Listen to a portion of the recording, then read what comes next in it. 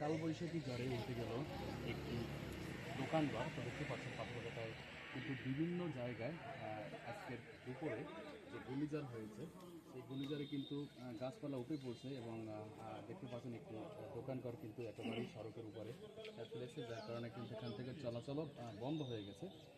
এবং আপনারা জানেন যে বৈশাখ মাসের শুরু থেকেই চলছে একের পর এক ঘূর্ণিঝড় এবং সেই আজকের কিন্তু দুপুরবেলা যে কালবৈশাখী ঝড় হয়েছে, তো এক এক জায়গায় কিন্তু এক এক রকম হয়েছে, সব জায়গায় কিন্তু আসলে সেই ঝড় বয়ে যায়নি।